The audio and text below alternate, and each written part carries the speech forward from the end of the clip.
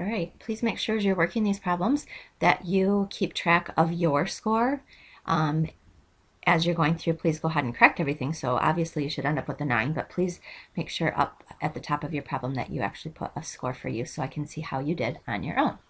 All right, Karen rides her bicycle along a straight road from home to school, starting at home at time t equals 0 minutes and arriving at school at time t equals 12 minutes. During the interval 0 to 12, her velocity in miles per minute is modeled by the piecewise linear function whose graph is shown above. Part A, find the acceleration of Karen's bicycle at time t equals 7.5 minutes. Indicate units of measure. Okay, if I'm at the velocity graph and I'm looking for acceleration, I am looking for a derivative. And if I look at 7.5, I know that the derivative on a picture is actually just the slope, so I just need to find the slope of that line.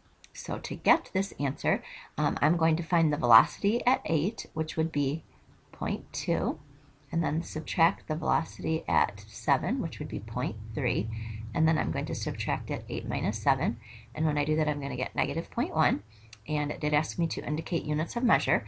I was in miles per minute, and if I go down another level, this is going to be miles per minute squared.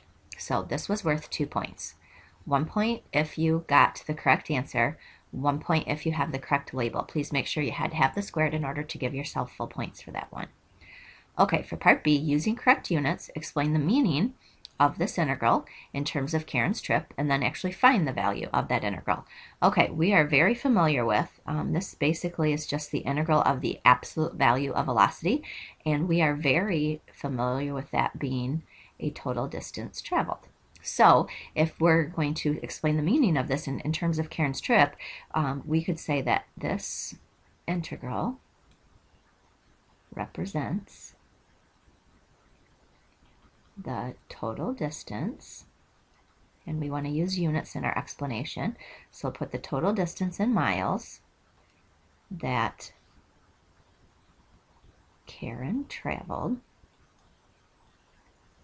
from t equals 0 to 12 minutes. We do want to include the minutes as well. And if we did that to get the meaning of the integral, that was worth 1 point.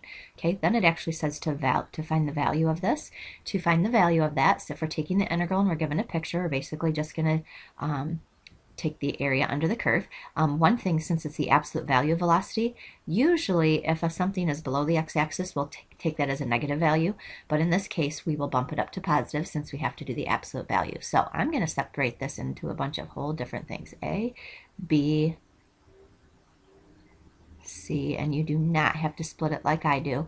I'm just going to try to make it as easy as I can. I'm going to do D,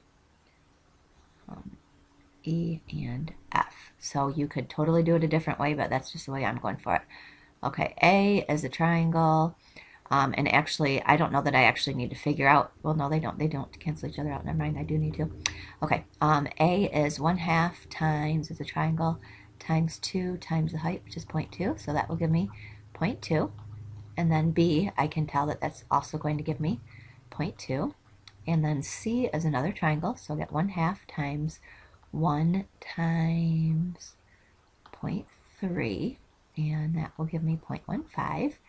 And then for part D, it's trapezoid, so 1/2 times the height of that trapezoid is 0.1, and the bases are, looks like 2 and 1. So let's see, 3 times 0.1 is 0.3, times 0.5 is another 0.15, and then E is a big old rectangle, 1, 2, 3, 4, looks like it's a 5 by 0.2 rectangle, and so 5 times 0.2 will just be 1, and then F is another triangle, so we'll get 1/2 times 1 times 0.2, and that will give us 0.1, and if I add all of those together, I should get 1.8. So the answer to that question, it says find the value of that, that would be 1.8 miles, and that sure was a lot of work, but guess what? We only got 1 point for it, but hey, 1 point's 1 point. Alrighty, next part.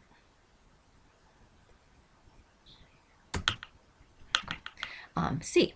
Shortly after leaving home, Karen realizes she left her calculus homework at home. Oh no, and she returns to get it. At what time does she turn around to go back home? Give a reason for your answer. All right, I know if she's going to turn back around, her velocity is going to be changing, so I can tell right at time equals 2, her velocity changes from positive to negative, so at that spot, she must have been turning around to go back home. So I'm going to say Karen turns around at t equals 2, and I will say that's because v of t changes from positive to negative. Okay, and that actually is worth 2 points. We got 1 point for saying that it happened at t equals 2, and then we got another point for saying our answer. So that part was worth 2 points. Okay, part D. We got Larry in the picture now. He also rides his bicycle along a straight road from home to school in 12 minutes. His velocity is modeled by the function w, given by w of t equals that nice formula where w is measured in miles per minute for 0 to 12 minutes. Who lives closer to school, Karen or Larry? We figure out how far Larry lives from school. If we're in miles per minute, we want to know how many miles he is from home.